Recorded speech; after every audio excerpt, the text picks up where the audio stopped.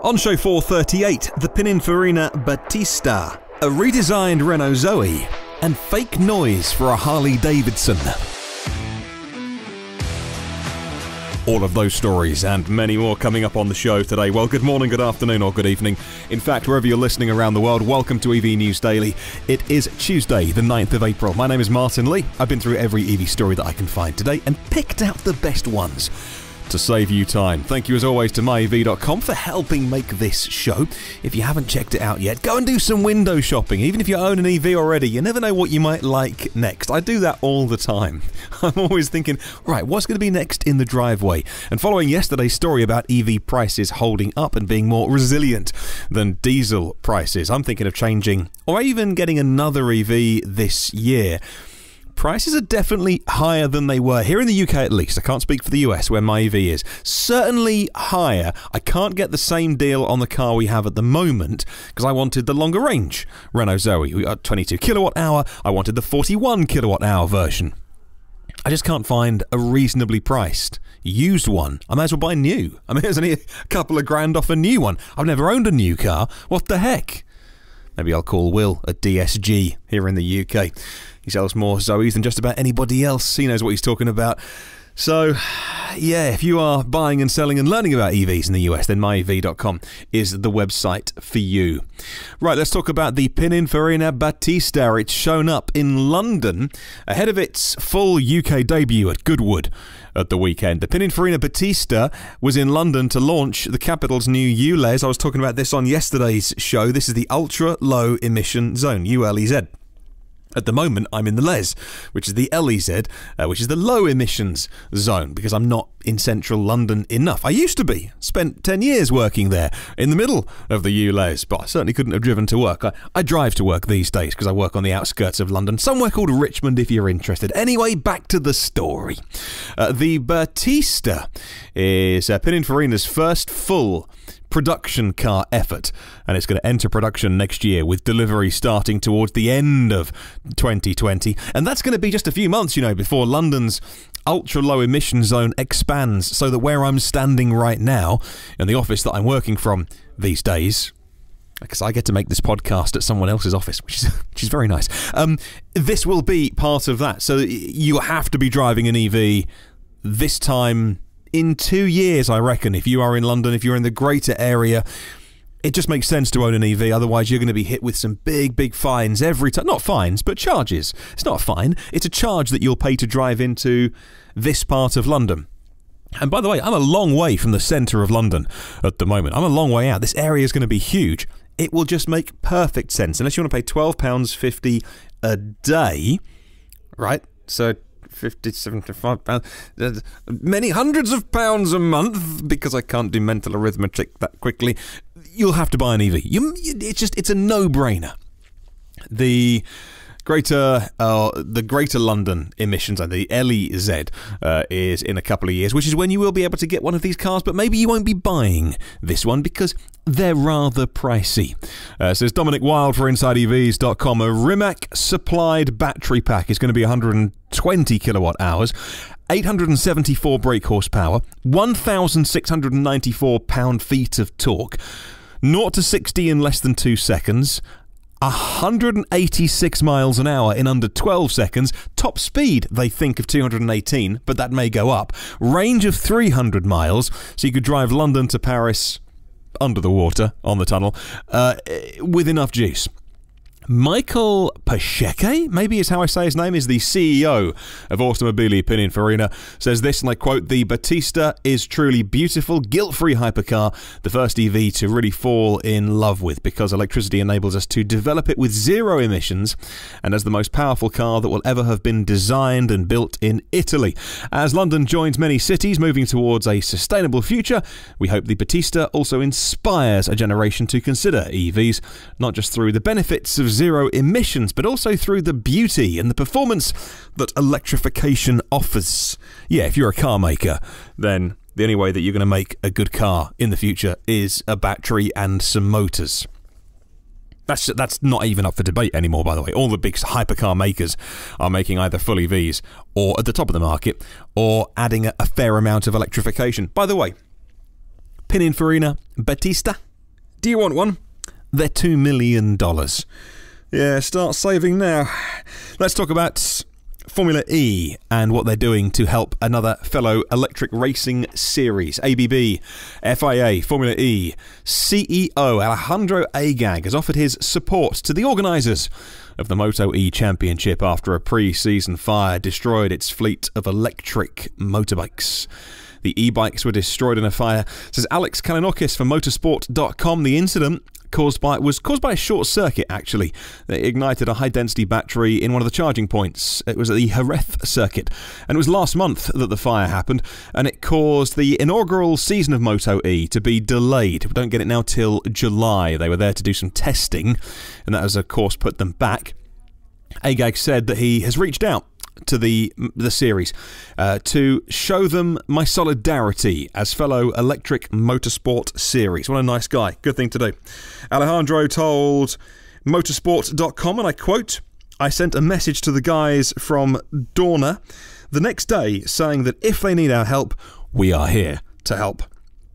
We've done 50 races in our series with not one single incident, not one single short circuit, but this takes a lot of work, a lot of experience, a lot of effort to make sure everything works. I'll put a full link to motorsport.com in the show notes if you're interested. Let's talk about a brand new Renault Zoe. It won't be all new. It'll be very heavily redesigned, though, according to the Renault design boss Lauren van der Acker. The upcoming Renault Zoe is going to be a heavy Phase 2. Here's a phrase that I didn't think I'd be saying today. It's a heavy Phase 2 rather than a new car from the ground up, says Mark Kane for InsideEVs.com. Well, Rachel Burgess over at Autocar says that pricing for the new Zoe is a long way off being announced. It's likely that Renault's going to try and keep the same level to sustain its popularity as one of the most affordable EVs on the market. The new Zoe is expected to use a bespoke EV platform. That platform is going to be shared across the Renault, Nissan, Mitsubishi alliance, and it won't be using the platform the current Leaf is on. Why is that? Well, the current Leaf sits on the same platform that's been going, it's long in the tooth. 2011 they first started using that, and even though it's got an all-new body and some new bits underneath, even the 40 kilowatt-hour Nissan Leaf reused some of the original bits. It's only till you get to the Leaf Plus, which is the 60 kilowatt-hour, or is it 62 kilowatt-hour? I've had brain fade. I'm ad-libbing. And that's a bad idea when I can't remember numbers. 60 or 62? Oh man, I hate it when that happens. Anyway, the new Leaf does use plenty of new bits underneath.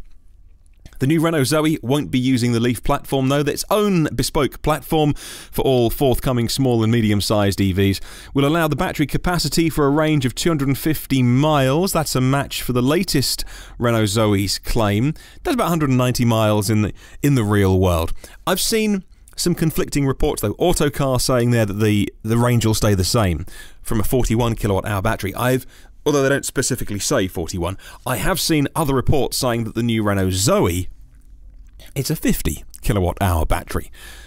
It would be nice, but for such a small city car, frankly, 41's enough. 50 would be wonderful. More importantly, the Zoe's only ever had AC charging. So, to get CCS, combo plug, DC fast charging, but also to retain the AC 22 kilowatt charging plug as well, because there's so many of those posts in France, they have to do that for their biggest domestic market. It really makes it a very, very versatile car. Let's talk two wheels, should we?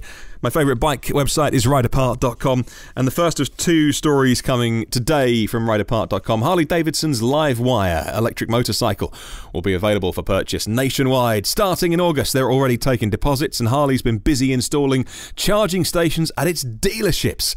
The Livewire has a combo CCS charging connector, the same as you'll get on the Chevy Bolt and the Spark and the i3, the BMW i3, Volkswagens, Mercedes all use CCS combo. Here in Europe, Tesla Model 3 as well. The Livewire has a price tag starting at $29,799. It's not a cheap bike. The range is 140 miles. It's a level 3 charger, and you can do a full charge in less than an hour. Harley Davidson wants you to spend that hour that you charge. It'll be less because most people just do a little top-up inside their dealerships where you'll be browsing around their other bikes, which of course are louder and stinkier and burn things. But what about Harley Davidson riders who do like that noise? Here's an interesting idea. Sabrina at Ride Apart has this story. The beauty of a silent electric motorcycle is that it's a completely blank canvas for the sound of your ride to be what you want. Maybe you want to listen to the road noise, maybe you want to listen to what's going on around you. But Harley Davidson believes that you can paint that sound with some traditional Harley noises. Interesting. Tell me more. Well, the company addressed concerns about not having that typical Harley sound, saying that the Livewire is going to have its own unique sound that taps into its past. So a variety of engine sounds to choose from, accessible via an onboard computer. The system will use a compact engine sound system. 2 speakers are going to be on the end of the bike, the back end, the tail end, to produce artificial engine noises. The system is going to be synced with the throttle input, and the bike will mimic the sound of an engine at idle and increase the revolutions, not that there are any pistons on an electric bike, as you twist the throttle, and you can choose your own bike from their incredible history of Harley Davidsons over the years. Interesting that cars don't do that yet, but Harley are going with it. It might be popular, who knows? I like the silence personally, but you got to try these things. The CCW company, Complete Coach Works, they are in Riverside, California. They took a different path to electrifying buses. Rather than offering brand new buses like BYD, for instance, they are rebuilding existing diesel buses. These vehicles have lots of life left in them, but they're just stinky. Operators can convert their existing fleet or purchase newly refurbished buses from CCW to save money compared to buying a brand new vehicle, says InsideEVs.com today. So far, they've deployed more than 50 zero-emissions propulsion systems, ZEPs. Another thing to remember in the EV world, some ZEPs in the US, covering 3 million miles, on average 60,000 miles a bus. One of the customers has 30 of them. That's a great way of reducing the footprint that you have in building a new vehicle. Reuse the old ones if they've still got some life left in them. And finally, here's another story that I don't take any pleasure in reporting, but it's important that you and I talk about it in terms of the greater thing that's happening within automobiles over the next 5 to 10 years. European antitrust regulators say they found collusion amongst the German automakers to avoid cleaning up tailpipe emissions. This was a story at the tail end of last week, which I didn't pick up on until today. Antitrust regulators for the European Union have now charged BMW, Volkswagen and Daimler with colluding to block the introduction of effective diesel and gas emissions technology, says Green Car Reports. This isn't about defeat devices. This is about you could have made your cars cleaner, but you didn't. So, Volkswagen, we know, are in big trouble, or they've already paid their fines of $1.2 billion in Germany over their diesel emissions shortfalls. BMW and Daimler have paid $9.5 million, which is small change in comparison. All 3 automakers have now shifted their focus from developing new diesels to spending billions of dollars of R&D money making brand new electric cars and building up supplies of batteries to power them. EU regulators say that the charges are not related at all to emissions cheat devices, but rather they've been charged with failing to offer the latest, most effective emissions reduction technology to European consumers. So, technically done nothing wrong, but could have done better. Am I interpreting it that way? Anyway, it's interesting how this all plays into their rapid move to EVs. Let's move on to our question of the week this week. We are talking high-mile EVs. Do you own one? Would you buy one? That's the question. Would you buy a very high-mile EV? And by very high mile, I sort of put the benchmark at 250,000 miles. Not 50 or 70 or 100,000. I'm talking very high mile. If you found one that was an X-Taxi, or I talk about this Tesla that I saw online, I was kind of half joking about buying it. I don't think I will. Maybe. Should I buy it? What do you think? Maybe. And it had done 250,000 miles, and yet it'll probably do the same again. Some people saying wouldn't touch it with a barge pole. Other people saying go for it. Let me know your thoughts. You can email hello@evnewsdaily.com. That is hello@evnewsdaily.com, or you can check out Facebook, leave a comment there, and the comment on my YouTube channel as well. Time for the endy bit. Thank you very much to 210 patrons of the show, patreon.com, patreon.com/EV News Daily, who keep me going. If you want any of the old ones, there are 437 of them. If you would like to download them for free, get the new ones first and free and automatically by hitting that subscribe button in your podcast app.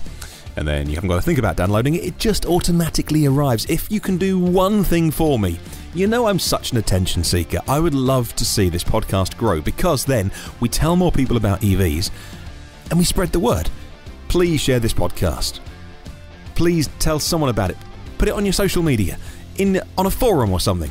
Just if you think you know someone that would like to get something out of this show, please pass it on. Little link to where they can get it on the iTunes or the podcast feed or something, and that would mean so much to me.